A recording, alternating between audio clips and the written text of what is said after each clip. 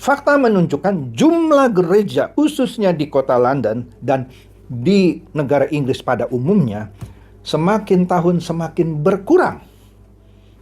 Anda boleh cek. Kalau Anda punya saudara, teman, atau apapun kerabat yang tinggal di Inggris atau khususnya di kota London, Anda boleh tanya. Jumlah gereja semakin menyusut. Oke? Percaya atau tidak, ada gereja yang berubah fungsi menjadi toko barang-barang orang dewasa. Ya, toko alat-alat seks lah kita sebut. Iya. Astaga. Pengajaran-pengajaran yang ada di gereja-gereja di Eropa lah kita bilang gitu ya. Dan di dunia sebenarnya, di Indonesia pun ada gitu ya, yang lebih banyak mengabarkan Sibuk mencari hiburan kan. contoh. Ya contohnya orang nonton video inilah.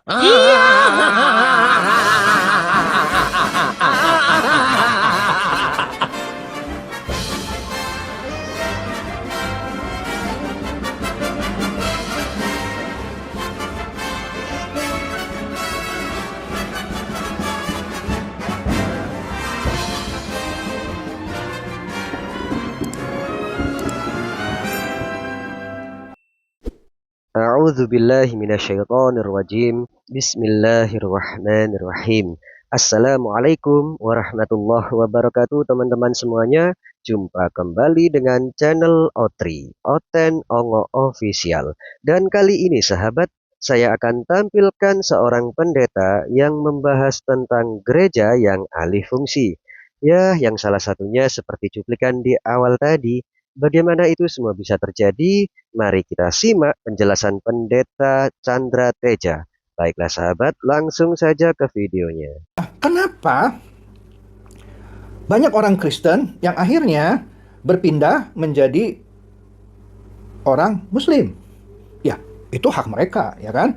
Kita nggak usah terlalu menghakimi. Wah, itu murtad gitu ya. Kita nggak masuk ke sana. Saya mau membahasnya dari sisi lain. Mengapa mereka memilih menjadi orang Islam ketimbang tetap di agamanya? Iya dong, itu yang perlu kita pertanyakan. Di satu sisi kita acungkan jempol bahwa pemerintah Inggris dan khususnya kota London memberikan kebebasan orang untuk memeluk agama apa saja. Tidak dimusuhi, tidak didiskriminasi dan sebagainya. Menarik ya? Fakta menunjukkan jumlah gereja khususnya di kota London dan di negara Inggris pada umumnya semakin tahun semakin berkurang. Anda boleh cek. Kalau Anda punya saudara, teman, atau apapun kerabat yang tinggal di Inggris atau khususnya di kota London, Anda boleh tanya. Jumlah gereja semakin menyusut. Oke? Percaya atau tidak, ada gereja yang berubah fungsi menjadi toko barang-barang orang dewasa. Ya, toko alat-alat seks lah kita sebut. Iya. Astaga. Gereja berubah fungsinya. Ada juga gereja yang dibeli oleh umat Islam untuk dirubah menjadi masjid. Dan itu dijual. Kalaupun masih ada gereja yang bertahan, Anda boleh lihat sepi pengunjung. Menyedihkan. Kasihan, janganlah diketawain gitu. Menarik ya sahabat. Pendeta ini memberitahukan informasi yang mungkin sedikit frontal, tapi mau gimana lagi? Karena mungkin itu faktanya. Yang bikin unik dan menarik, ya jarang sekali ada pendeta yang seperti ini. Dengan secara terang-terangan mengabarkan kabar baik yang bisa bikin Oten putar otak dan kepanasan. Sakit kuping sakit lah lo.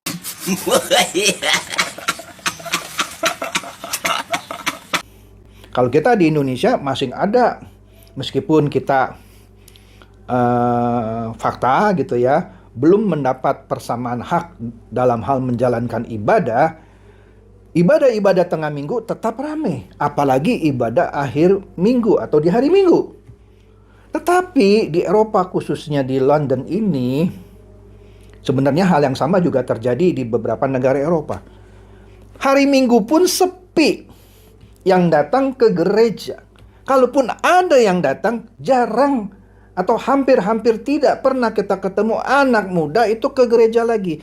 Yang datang ke sana kebanyakan orang-orang yang sudah punya umur 50 tahun ke atas. Bahkan kebanyakan umurnya sudah 80 ke atas. Kenapa ini bisa terjadi? Kenapa anak-anak muda sudah tidak mau lagi jadi orang Kristen? Nah, ini kan sesuatu yang harus kita renungkan kan ya.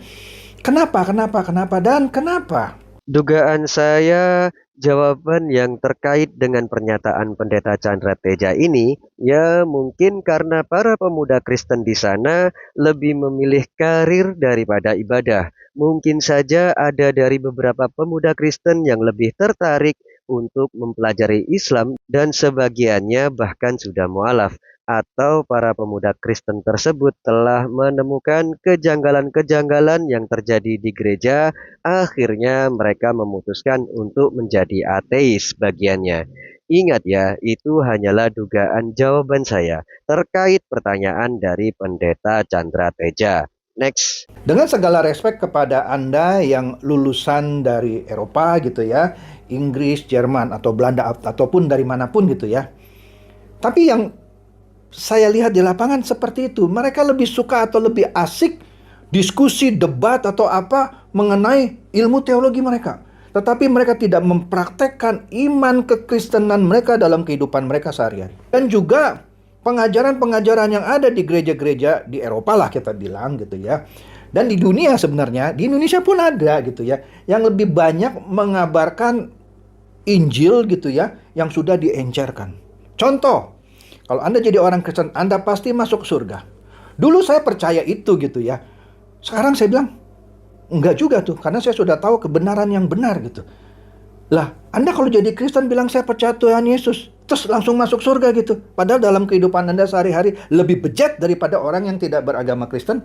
Kemudian Anda diajari bahwa kalau Anda jadi orang Kristen, Tuhan akan mengambil alih semua masalah Anda. Anda akan terus diberkati. Begitu Anda tidak diberkati, Tuhan tidak campur tangan dalam masalah Anda. Ya karena Anda malas-malasan, suka cari ribut. Ya Anda hadapi sendiri masalah yang Anda buat gitu. Anda malas berusaha, Anda tetap mengharapkan berkat dari Tuhan, menghindari Anda dari masalah finansial. Nggak mungkin terjadi. Tetapi karena doktrin-doktrin itu sudah menancap ke dalam kehidupan orang-orang Kristen, mereka jadi tawar hati kepada Tuhan. Nah, inilah yang gagal dilakukan oleh teolog-teolog di negara Eropa. Sehingga mereka tawar hati, merasa masalahnya tidak diperhatikan oleh Tuhan. Mereka bertanya-tanya, Tuhan di mana ini? Bohong ini Tuhan. Sehingga mereka memilih menjadi ateis atau bahkan pindah menjadi agama tetangga. Nah, inilah dugaan jawaban saya. Hampir mirip-mirip lah dengan penelitian yang dilakukan oleh Pendeta Chandra Teja ini. Dikarenakan mereka sudah buntu dalam berpikir, walaupun sudah lulus dari sekolah teologi dan hanya berhenti pada teori, tetapi tidak lanjut untuk terjun langsung ke dunia nyata. Ya, solusinya keluar dari kekristenan, kemudian beralih menjadi ateis, dan mungkin sebagian menjadi Islam atau mu'alaf.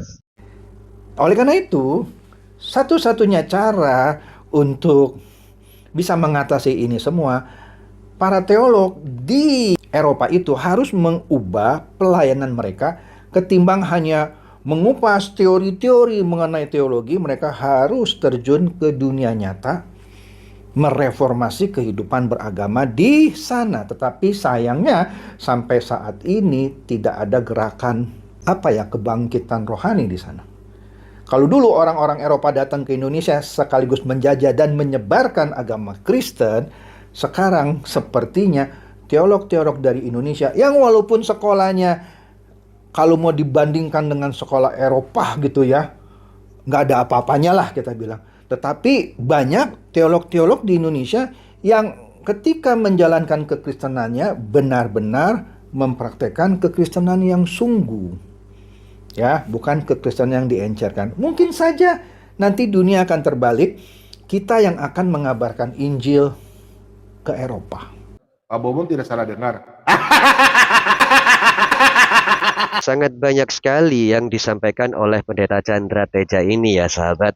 Dari penjelasan tersebut kita bisa tahu sekarang, Kalau di London atau di negara-negara Eropa sana mungkin sudah putus asa mempertahankan bangunan gerejanya, sehingga sampai-sampai ada gereja alih fungsi menjadi apa ya, toko jualan ulek-ulek lah gitu, atau toko jualan geter-geter.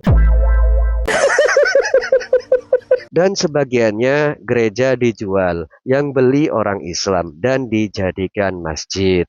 Baiklah sahabat, saya cukupkan videonya. Mohon maaf jika ada silap kata. Sampai jumpa di video ongok berikutnya. Assalamualaikum warahmatullahi wabarakatuh.